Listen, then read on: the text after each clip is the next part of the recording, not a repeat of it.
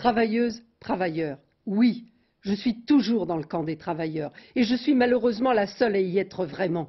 Chirac, qui prétendait réduire la fracture sociale, l'a laissé s'aggraver.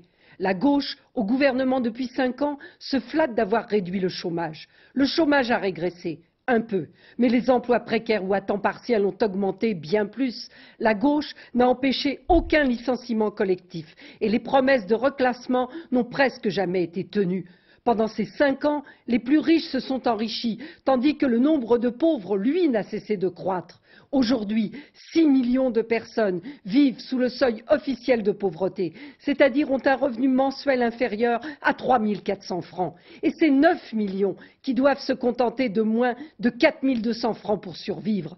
Et je ne parle pas que des chômeurs, que des retraités, je parle aussi des gens qui travaillent, qui sont salariés et qui sont pauvres quand même. Ceux qui travaillent à temps partiel, à des horaires qu'on leur impose ou n'ont que des emplois précaires et ne travaillent qu'en fonction des missions d'intérim qu'on leur offre. Et comment oser dire que ceux qui gagnent le SMIC, ou même plus, mènent une vie heureuse et confortable? Les sondages, qui me prêtent 10% des voix, affolent le camp du patronat et les hommes politiques de droite ou de gauche à son service. En réalité, ce qu'ils craignent, ce n'est pas moi, c'est vous, les travailleurs. Ils ont peur que le vote du 21 avril confirme ces sondages et montre que le monde du travail a été vraiment trop trompé par la gauche et qu'il est vraiment contre la droite. Alors, le 21 avril, votez pour votre camp, le camp des travailleurs.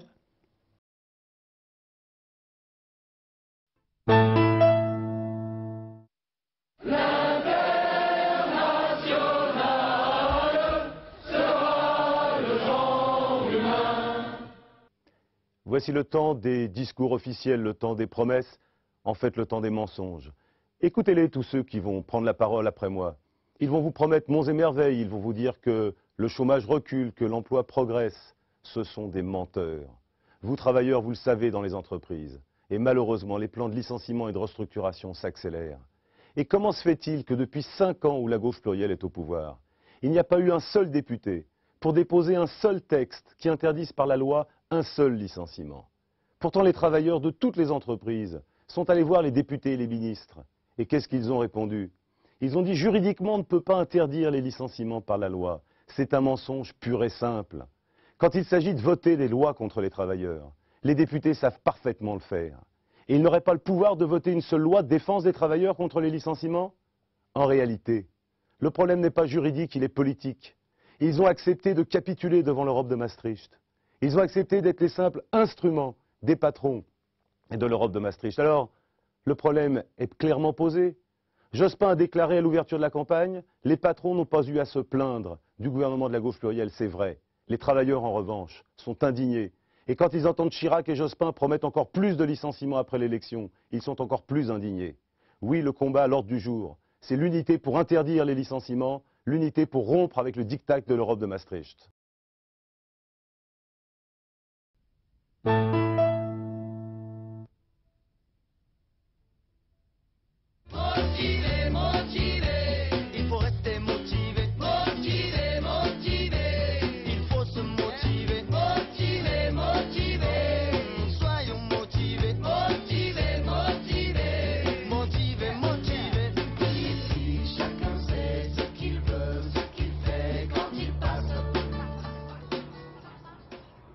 On entend souvent dire il faut être réaliste. Le réalisme, c'est accepter l'ordre des choses, sans vouloir le changer. C'est accepter qu'il y ait 3 millions de personnes mal logées, pas de sécurité du logement. C'est accepter qu'il y ait 2,5 millions de chômeurs, pas de sécurité du travail. C'est accepter qu'il y ait des milliers de licenciements, pas de sécurité de l'emploi. C'est accepter qu'il y ait 4 millions de personnes au-dessous du seuil de pauvreté dans notre pays. C'est cela la véritable insécurité, qui est l'insécurité du lendemain, l'insécurité de l'avenir. Je crois que c'est ça, c'est l'angoisse quotidienne pour des millions de personnes aujourd'hui, qu'on la trouille du lendemain. Et la caricature, c'est nous, des millions de jeunes aujourd'hui, qui cherchons un emploi, alors qu'on propose à nos parents de travailler un peu plus et qu'on n'est même pas capable de leur garantir un revenu décent. Parce que ce qu'on essaie de nous faire croire là, sur le système des retraites, c'est que ce serait d'abord un problème démographique. Alors qu'on sait tous que c'est d'abord un problème de proportion entre ceux qui travaillent et ceux qui ne travaillent plus. Et on ne le dira jamais assez, mais il n'y aurait pas 2,5 millions de chômeurs aujourd'hui, on ne se poserait même pas le problème des retraites. Tout simplement parce qu'il y aurait 2,5 millions de cotisants en plus. Et toutes les propositions de fonds de pension ou de capitalisation, c'est l'insécurité la plus totale. C'est le contraire de la solidarité entre les générations. Parce que d'abord, c'est le chacun pour soi, et puis c'est jouer au casino de la bourse son propre avenir.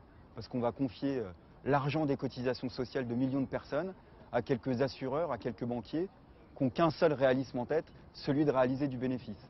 Les retraites, en somme, c'est les retraites par participation qui consistent à utiliser une administration publique pour les gérer. Malheureusement, tous les gouvernements qui succèdent annulent les entreprises publiques. Bientôt, la Poste deviendra une entreprise privée et les gens seront obligés d'aller chercher leur courrier dans les bureaux plutôt que de les recevoir à domicile avec un facteur aussi gentil que le facteur de 27 ans que j'ai à côté de moi. Aujourd'hui, c'est même un vrai choix de civilisation. Même la nature, aujourd'hui, peut être achetée par une poignée d'individus. Et nous, on pense que la protection de l'environnement, c'est contradictoire avec le libéralisme. Et le problème, c'est de savoir à qui on fait confiance, soit aux multinationales, soit aux populations elles-mêmes. Parce que si on demandait vraiment leur avis aux populations de Chamonix, le tunnel du Mont Blanc, il ne serait sûrement pas réouvert aux camions. Et si on demandait leur avis aux populations de Toulouse, le pôle chimique, il serait toujours fermé actuellement. L'écologie, c'est l'équilibre de l'être humain avec la nature.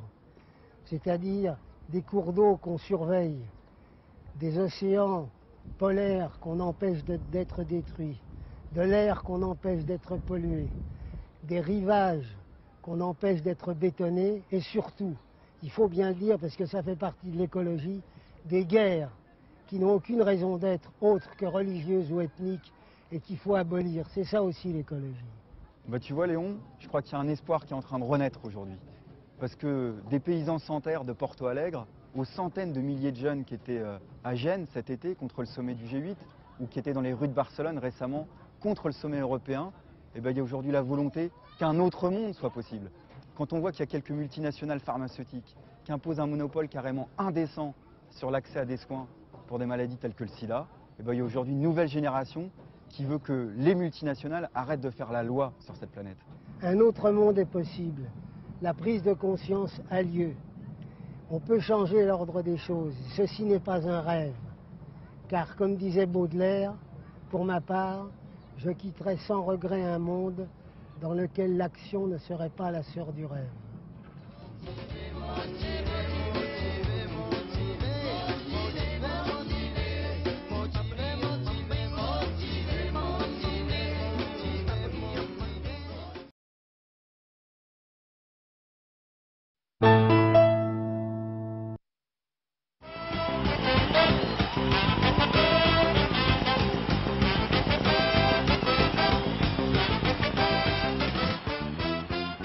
Je pense que le plus important aujourd'hui, c'est d'être entendu et surtout compris parce que malheureusement aujourd'hui, beaucoup de candidats écoutent sans vraiment comprendre.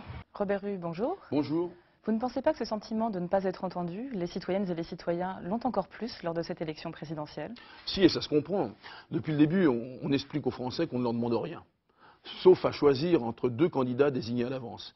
Il est donc bien compréhensible dans ces conditions qu'ils soient dans une situation de désintérêt par rapport à l'élection ou soit dans la recherche d'un vote de refus.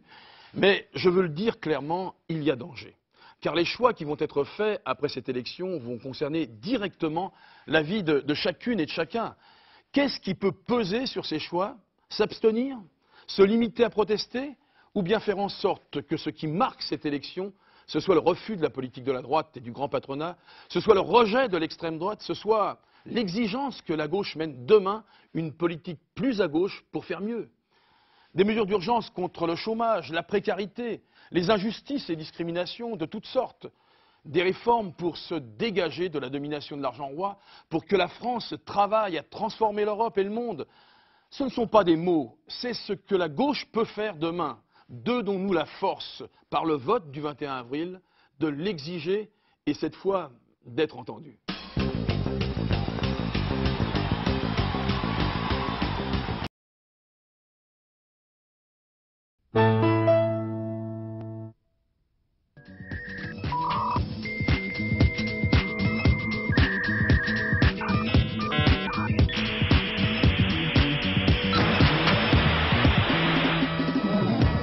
moi, elle m'a mis en confiance.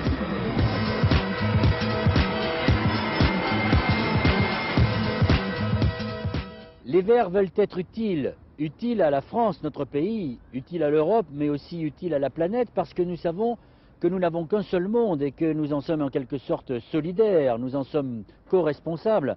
Pendant que nous vivons à peu près tranquillement sous ces bonnes étoiles, ici en Europe, il vous faut savoir que de l'autre côté du monde, finalement presque à notre porte, il y a 1,4 milliard d'hommes, de femmes et d'enfants qui n'ont pas accès à l'eau potable, que 40% du continent africain vit avec moins de 1 $ par jour.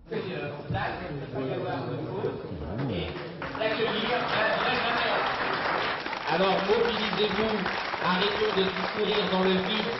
Nous avons notre place dans ce pays. Je pense que l'originalité justement des Verts, c'est qu'ils n'ont pas une conception juste nationaliste peut-être de la politique, c'est qu'ils voient la politique à plus grande échelle. Et ça, c'est aussi une preuve que l'écologie peut s'appliquer en fait à différents champs de la vie. Durant ces 35 dernières années, autant d'espèces ont disparu qu'en 5000 ans. Alors si nous n'agissons pas face à cette urgence écologique, eh bien nous laisserons à nos enfants une planète invivable, une planète désertifiée, dans laquelle ils n'auront aucun avenir. L'insécurité, c'est pas les enfants. L'insécurité, c'est nous. C'est notre connerie, l'insécurité. C'est comment on se comporte dans notre vie, l'insécurité. C'est la raison pour laquelle nous, les Verts, nous nous investissons beaucoup dans la campagne. Nous croyons que nous pouvons apporter une amélioration à la qualité de votre vie, la qualité de ce qui arrive dans votre assiette, de votre alimentation, la qualité de l'air que vous respirez. Vous avez beaucoup entendu parler des OGM et vous êtes une très grande majorité à dire non aujourd'hui à ce que certaines grandes sociétés internationales veulent nous imposer alors qu'on ne nous a jamais demandé notre avis. Vous êtes contre cette uniformisation de ce que nous mangeons, ce que certains appellent la malbouffe, mais vous savez aussi que vos enfants sont atteints d'allergies, de maladies respiratoires. Dans la plupart des grandes villes de France, l'asthme, par exemple, a augmenté de 10 à 15%. Alors, oui, c'est vrai, on ne peut pas continuer comme ça. Et nous savons que si nous continuons à gaspiller, si nous continuons à utiliser trop les automobiles, à transporter trop de marchandises avec des camions, comme le dit le livre blanc de l'Union européenne, à terme, l'Europe sera asphyxiée. Ce n'est pas ce que nous voulons.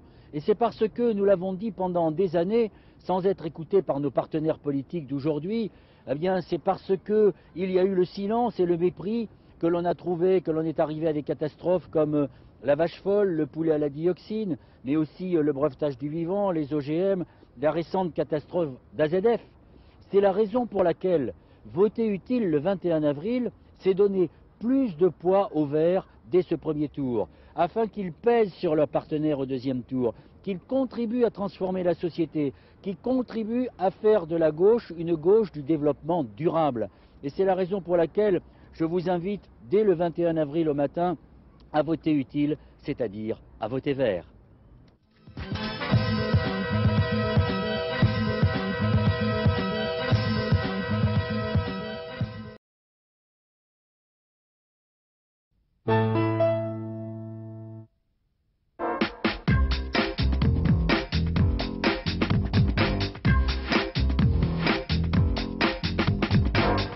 Prenons le temps de nous regarder.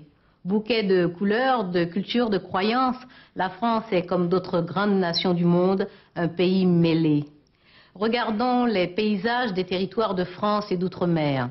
Naturels ou façonnés par nous, ils sont d'une incomparable diversité. Laisser s'épanouir les identités et respirer les libertés locales, œuvrer à nos retrouvailles dans la citoyenneté en assurant l'égalité des chances et la solidarité pour tous, telles sont les missions premières d'une République qui vous respecte.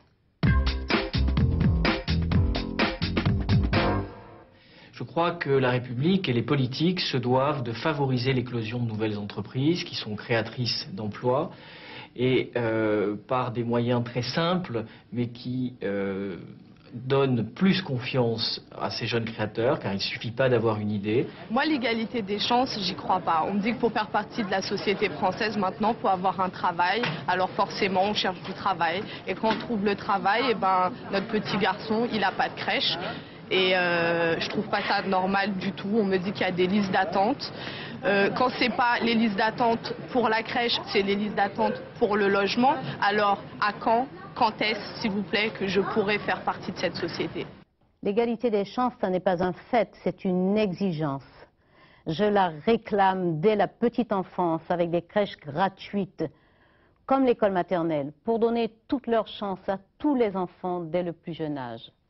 Face aux inégalités de nature, de naissance, de fortune, de situation, l'État doit avoir l'ambition d'assurer l'égalité des chances par l'éducation, en donnant plus et mieux là où c'est nécessaire, par le logement, un logement pour tous et l'accès facilité à la propriété, et par l'emploi. Une autorité indépendante de lutte contre toutes les discriminations liées aux origines, au sexe, à l'orientation sexuelle, au handicap, devra veiller au respect des lois, proposer les améliorations utiles et accompagner les victimes de ces discriminations dans leur démarche, y compris judiciaire. L'égalité des chances, c'est aussi des procédures plus souples, plus efficaces pour créer des activités et donner à chacun les moyens d'aller jusqu'au bout de ses rêves, s'il en a la capacité. Le système bancaire devra être réformé en ce sens.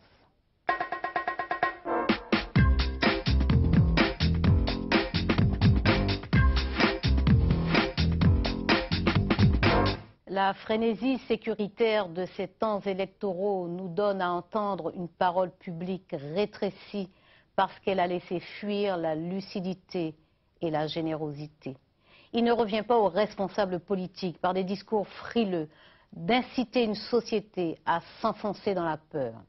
Les transgressions à la loi doivent être sanctionnées, que leurs auteurs soient puissants ou misérables. J'accuse les pouvoirs publics d'avoir déserté les cités, les zones rurales et d'avoir livré des populations aux vulnérables, aux bandits et aux caïds. Je réclame le retour des services publics, de tous les services publics, dans les cités et les zones rurales. Et lorsqu'il arrive à nos enfants de trébucher, je veux leur dire que nous les sanctionnons pour les aider à grandir, mais que nous continuons à les aimer et à leur tenir la main pour les accompagner sur leur chemin de vie.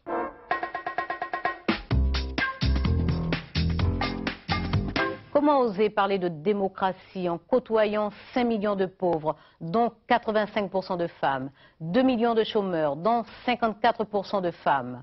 Comment tolérer que 30% de salaire soit versé en moins du seul fait d'être femme? Nous instruirons nos fils des merveilles du respect et de la confiance. Nous apprendrons à nos filles les chemins de l'exigence. Nous leur enseignerons à tous les secrets de l'audace pour cadencer leurs pas à la conquête d'un monde aux couleurs de leurs rêves. La diversité est en nous comme elle est dans la nature. Une république laïque qui respecte nos identités et protège les institutions publiques de toutes les influences. Une république moderne qui ancre le lien social dans la confiance. Une république fraternelle, exigeante sur la solidarité, intransigeante sur l'égalité des chances. Voilà bien pour notre avenir commun la plus belle des promesses.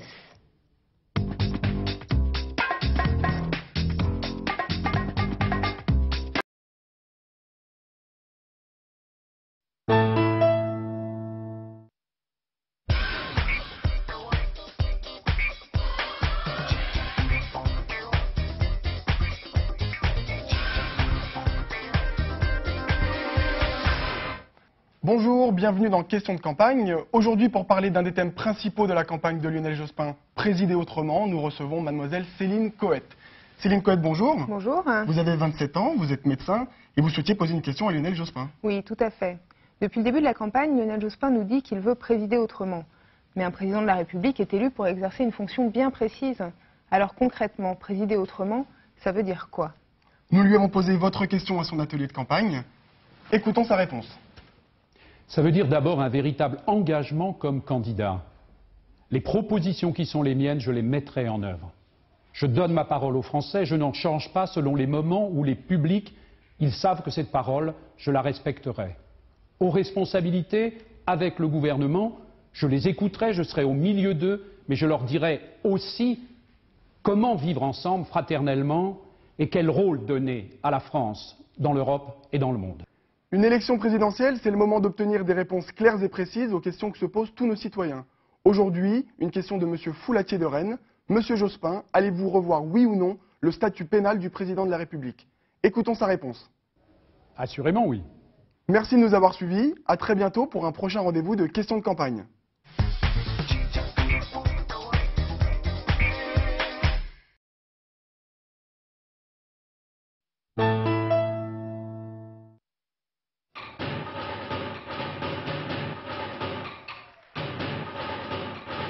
Ce événement, lui, quand il dit oui, c'est oui, quand il dit non, c'est non.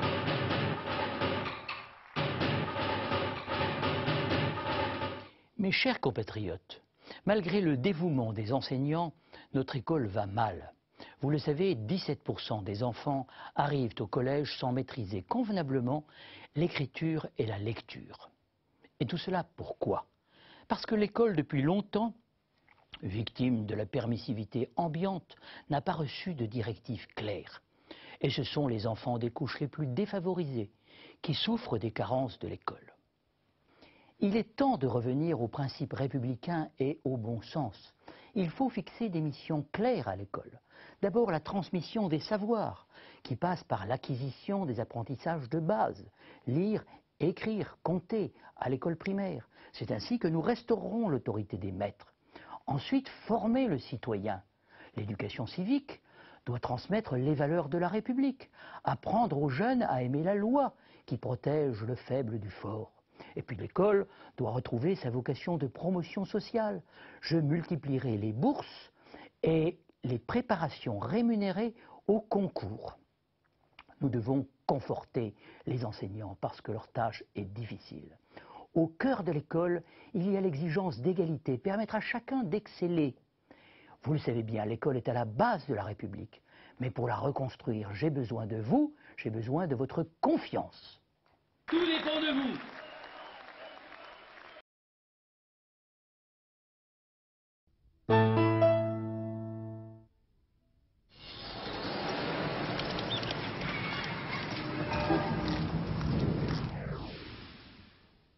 Nous devons changer notre regard sur l'autre. L'autre n'est pas quelqu'un de gauche, l'autre n'est pas quelqu'un de droite, mais l'autre est quelqu'un qui a la même capacité que moi de réfléchir aux problèmes qui se posent à nous. C'est ça la méthode. C'est accepter que des gens très très différents ne se rendent pas compte qu'ils ont beaucoup plus de choses en commun qu'ils n'ont de différences. Et c'est là-dessus qu'est la méthode de François. Ce qui me plaît chez François Bayrou, c'est que c'est un homme de terrain. Il a bien compris les interrogations des chefs d'entreprise et de l'autre côté, les problèmes que les salariés pouvaient rencontrer. C'est un homme qui cherche à ce que les gens se réconcilient, se rejoignent pour aller de l'avant. Il y a deux visions de l'élection présidentielle. Il y a ceux qui croient qu'il suffit de changer les gouvernants, de remplacer la gauche par la droite pour que ça aille mieux, comme il y a quelques années, on avait remplacé la droite par la gauche. Mais les Français n'y trouvent pas leur compte. Ils s'aperçoivent que les promesses mirobolantes ne sont jamais respectées, et ils s'aperçoivent que eux, les citoyens, on ne les écoute pas, on ne les entend pas, on ne les respecte pas, sauf s'ils descendent dans la rue. Eh bien moi je crois qu'il ne suffit pas de changer les gouvernants, il faut changer la manière de gouverner. Il est franc, il est intelligent et il est fidèle dans ses engagements. Il en a fait la démonstration en renonçant au microcosme parisien pour rester comme il s'y était engagé au Parlement européen. Il a un discours vrai. Quand il faut dire non, il sait dire non. Quand il faut dire oui, il sait dire oui. Et c'est quelque chose de nouveau. Et il faut toujours s'intéresser aux gens qui ne font pas comme les autres. Je voudrais vous dire les trois directions qui me paraissent s'imposer. Et les trois directions vont dans le même sens. Que chacun d'entre nous, comme citoyens français, nous ayons un vrai contrôle et une vraie part de pouvoir en France. Première direction. Qu'il y ait des engagements en petit nombre, mais majeurs, avec des dates de réalisation précises et vérifiables. Et je le ferai par exemple sur l'illettrisme ou sur la sécurité. Deuxièmement, que pour tout ce qui concerne notre vie de tous les jours, le pouvoir soit un pouvoir proche, qu'on puisse le saisir et l'interpeller quand les choses ne vont pas, et qu'ils doivent rendre des comptes si les résultats ne sont pas à la hauteur. Troisièmement, face à la mondialisation, il faut une vraie Europe qui puisse parler aussi fort que les États-Unis pour défendre nos intérêts et aussi pour tout ce qui touche aux affaires du monde, je pense au drame du Proche-Orient. Et quatrièmement et enfin, il faut que ce pouvoir soit inspiré par des valeurs, non pas seulement par des idées ou des idéologies, mais par des valeurs. Parce que je pense qu'il n'y a pas de question plus importante que celle de savoir ce que nous devons transmettre à nos enfants. Le problème des jeunes, c'est vraiment dans la médiation, quoi. Je veux dire, ce qui leur manque, c'est qu'on ne leur donne pas de conseils. Hein? On ne leur parle pas. Je pense que François Bayrou peut apporter beaucoup de choses à la cité. C'est quelqu'un qui prêche la fermeté. Et c'est vrai, il faut être ferme sur certains points. Hein? Et je pense que c'est quelqu'un aussi qui a beaucoup d'humanisme. C'est quelqu'un de très ouvert, qui mérite qu'on lui fasse confiance. La lutte contre l'illettrisme, ça a été l'un de ses premiers combats. Il a fait très tôt partie de tous les comités de soutien. Il s'est engagé auprès de tous ceux qui luttaient contre l'illettrisme. Et il a fait en sorte, en étant ministre, de donner sa chance à tous ceux qui en avaient besoin. Engagement précis et respecté, pouvoir proche, une Europe véritable et des valeurs pour guider l'action. On peut avoir enfin un vrai changement. Et ça commence le 21 avril.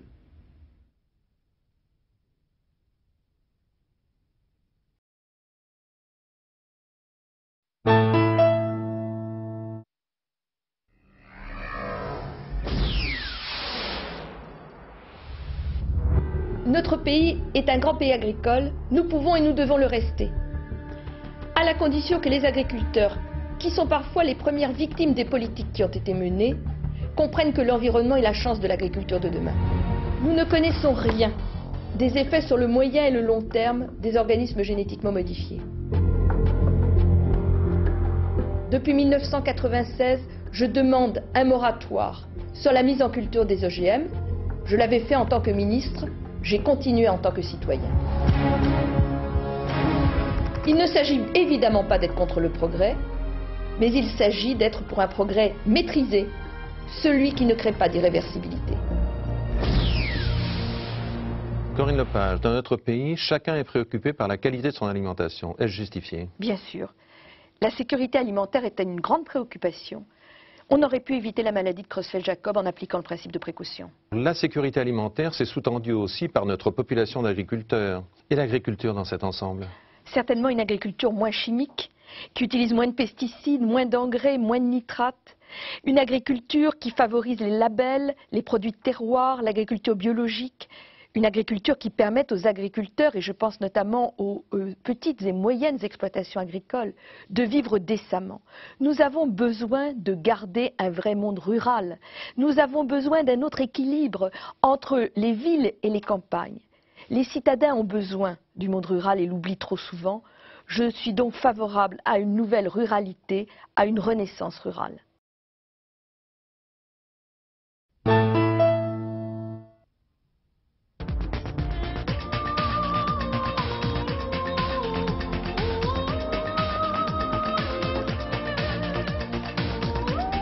Respecter le suffrage universel, respecter la démocratie, respecter la République, c'est entendre les Français, les comprendre, mais surtout, c'est agir. La proximité du citoyen. Il y a un délit qui est commis, même une incivilité, pour ne pas dire un délit, mais il faut que ce soit sanctionné et que le citoyen le voit. Je pense qu'il faudrait réellement aider les petits ménages, aider les gens endettés à ressortir la tête de l'eau de façon à ce que la France redémarre. Les valeurs républicaines, c'est les droits et les devoirs. Il faut définir les valeurs républicaines pour chaque Français et les appliquer. Appliquer la loi comme elle se doit et faire comprendre aux personnes qui veulent la nationalité française qu'ils ont des devoirs et qu'ils ont des droits. Et les deux étant nécessaires, et je pense que c'est comme ça qu'on évitera un racisme sous-jacent. J'aime la liberté profondément parce que pour moi ce pays est un pays de liberté, c'est un pays de démocratie, qu'il n'est pas question une seconde qu'on laisse passer autre chose que la démocratie en France. La liberté, l'égalité, la fraternité. Tout est dit à partir de là. Et l'expérience prouve que chaque fois que dans l'histoire nous avons mis en cause ces principes, ces valeurs, ça s'est très très mal passé.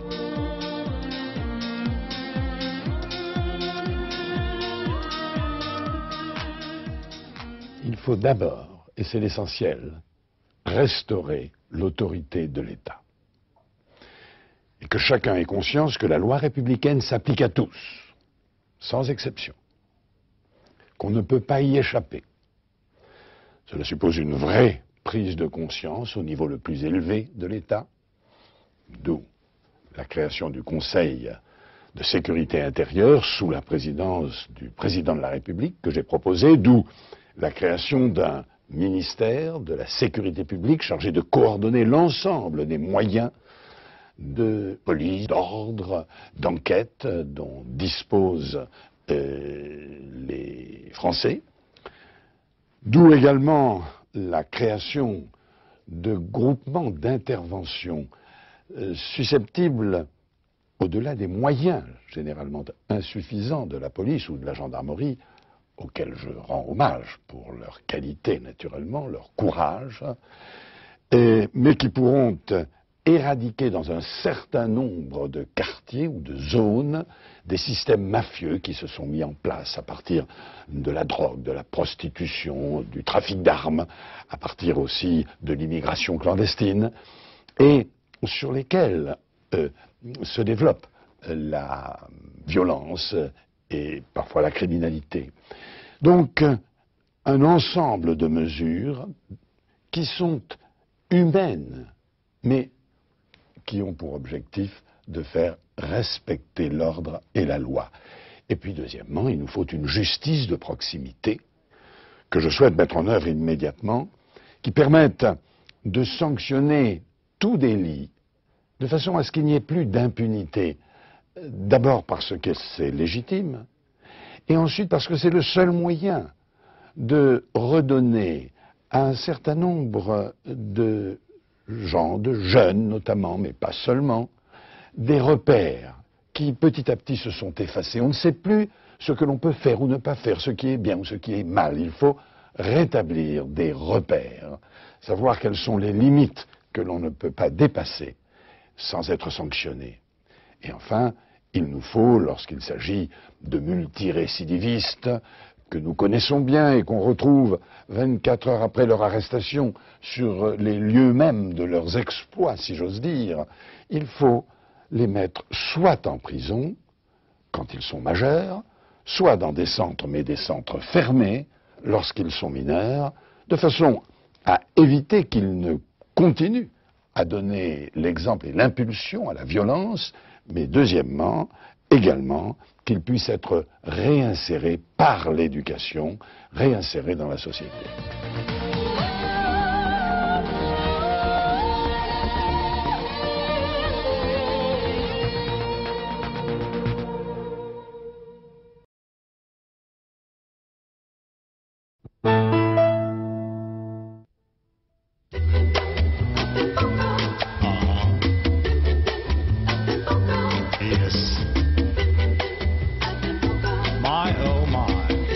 Au 21e siècle.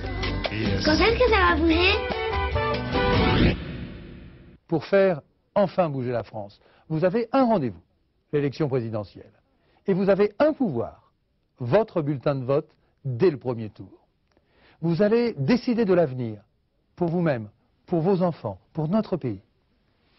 En 1995, vous le savez, je me suis engagé aux côtés de Jacques Chirac, avec l'espoir d'un vrai changement. Un espoir déçu.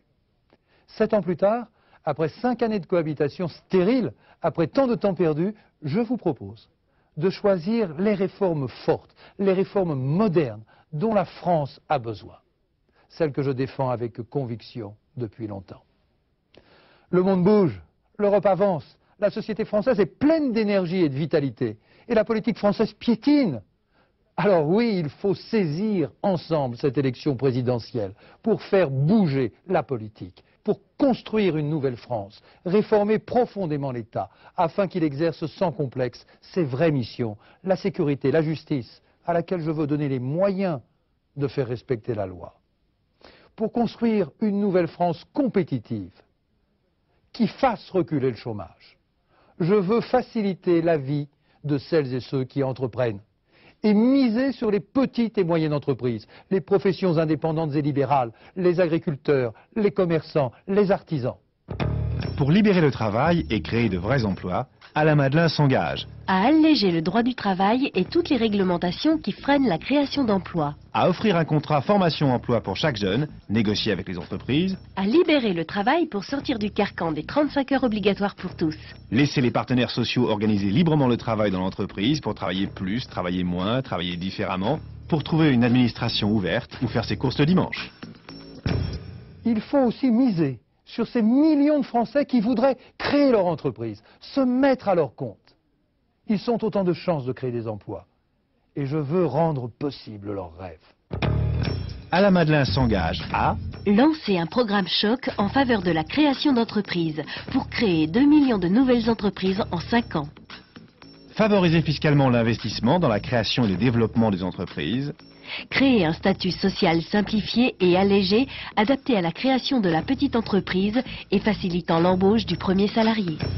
Chaque Français doit recevoir la juste récompense de son travail, de son mérite et de son effort. Et baisser les impôts, c'est le meilleur moyen de stimuler le travail, de doper la croissance, la création d'emplois et aussi d'augmenter la feuille de paie. Alain Madelin s'engage à simplifier, alléger l'impôt sur le revenu en y intégrant la CSG, ramener le nombre de tranches à 3 et le taux maximum à 33%, pratiquer la retenue à la source. Supprimer l'impôt sur les successions pour les petits et moyens patrimoines. Appliquer une TVA à taux réduit pour les activités à forte main-d'œuvre. Baisser les impôts, tout le monde ou presque va vous en parler. Mais ne les croyez pas, car pour baisser vraiment les impôts, il faut dans le même temps baisser les dépenses publiques, comme l'ont fait nos partenaires européens, comme je m'y engage. Et il faut avoir pour cela le courage de réformer enfin profondément l'État. Alain Madelin s'engage à réduire le poids de la fonction publique en profitant du départ massif des fonctionnaires à la retraite. Mieux évaluer l'action publique et réorganiser les missions de l'État. Faire participer et intéresser les fonctionnaires à la réforme de l'État. Alléger fortement nos lois et nos règlements pour simplifier la vie des Français. Alors, si vous pensez que le moment est venu de faire enfin bouger la France, le 21 avril, avec moi, faites peser vos idées pour une franche alternative à la politique socialiste, pour construire une nouvelle France, une France qui donne à chacun sa chance, une France qui vit avec son temps.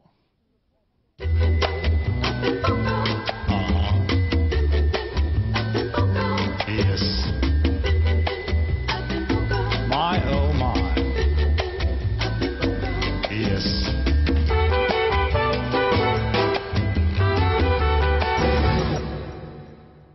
On est tout de même au XXIe siècle.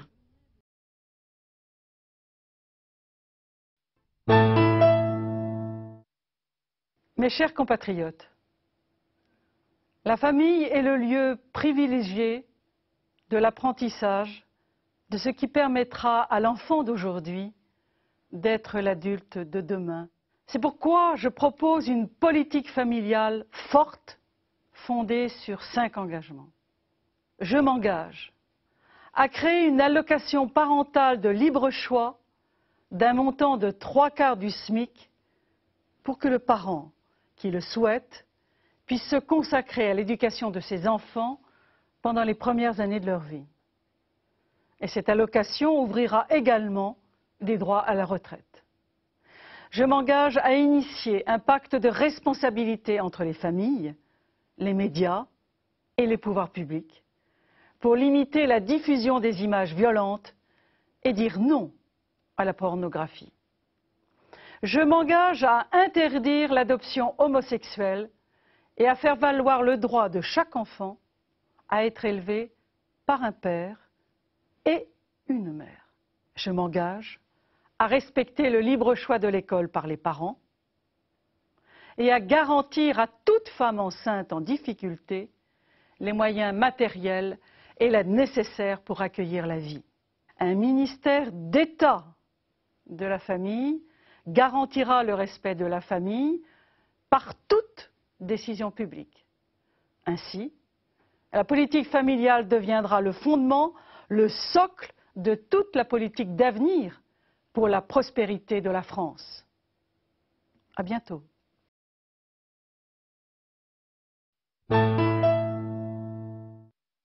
Je n'ai pas la prétention d'être président de la République. Nous poursuivons 3 objectifs.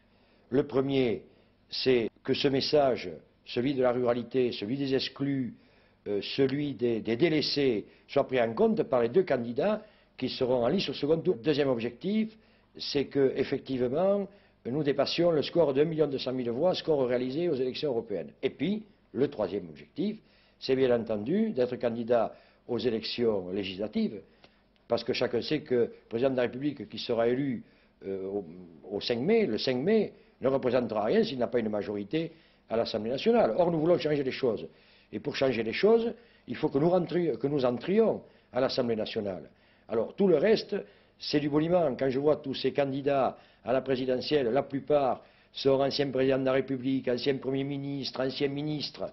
Ils vont nous expliquer ce qu'ils veulent faire dans 1 an ou dans 2 ans. Mais ils ne feront rien, parce qu'ils n'avaient qu'à le faire quand ils étaient au gouvernement. Alors, je trouve que c'est une grande duperie. Moi, je n'ai pas de prétention. La prétention que j'ai, c'est de défendre les délaissés, les exclus, arriver à mettre une grande loi d'aménagement du territoire, afin que le service public, élément de cohésion territoriale, élément de cohésion sociale, soit ouvert à tout le monde, alors qu'aujourd'hui, nos grands cadors de la politique sont en train de nous expliquer qu'il faut le démanteler. Et si j'arrive à faire comprendre aux politiques qu'ils doivent avoir les pieds sur terre, être des élus de proximité, s'ils comprennent qu'il faut s'occuper du quotidien des gens, eh bien, je serai le plus heureux des hommes. Et ensuite, j'espère que nous défendrons ce que nous défendons dans cette élection, la France des différences.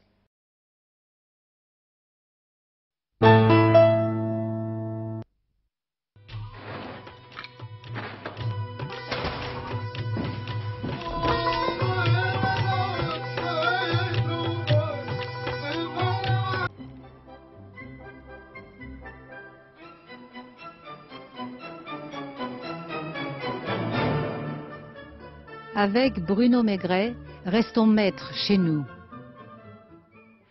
Oui, c'est vrai. Il faut rester maître chez nous. Il faut nous faire respecter comme peuple et comme nation. Or, aujourd'hui, c'est tout le contraire. C'est un grand désordre qui s'abat sur le pays. L'insécurité explose, l'immigration est de plus en plus massive, la France s'appauvrit, les impôts s'alourdissent, les familles sont bafouées, les valeurs s'inversent.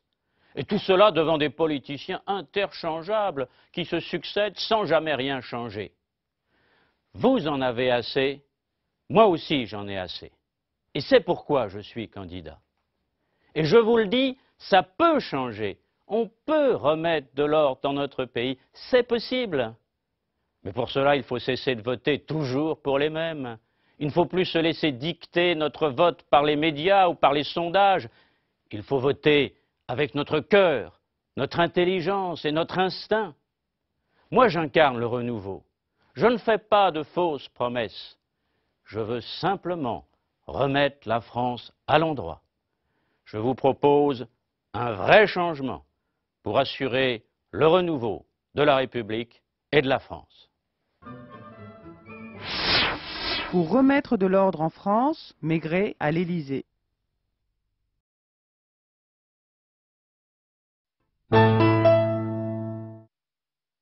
Mes chers compatriotes, depuis 20 ans, la France ne cesse de reculer, tant à l'intérieur qu'à l'extérieur. Elle a perdu progressivement son indépendance et sa souveraineté juridique, monétaire, budgétaire, industrielle et sociale au bénéfice de l'Europe de Bruxelles et du mondialisme. Plus grave encore, l'armée, gage de notre sécurité extérieure, a été démantelée. Une folle politique d'immigration massive a entraîné l'arrivée chez nous de millions d'étrangers du tiers-monde, avec des conséquences dramatiques sur le chômage, l'insécurité et le fiscalisme. La police et la justice sont de plus en plus impuissantes et la peur s'installe dans les villes et les villages. L'industrie, l'agriculture, le commerce, l'artisanat régressent. tandis que les charges fiscales et sociales s'alourdissent. La famille est bafouée, l'école est incapable de former les citoyens et les professionnels de demain, le racket, la drogue et la violence s'y installent. La corruption règne à la tête de la République, les jeunes, trop souvent sans emploi, désespèrent et les personnes âgées s'angoissent de leur retraite. Le désordre qui s'installe menace bien sûr d'abord les faibles, enfants, femmes, pauvres, vieux. Il n'est que temps de réagir avant qu'il ne soit trop tard. Il vous suffit d'écarter les politiciens discrédités, d'élire un chef d'État digne de ce nom pour changer de politique.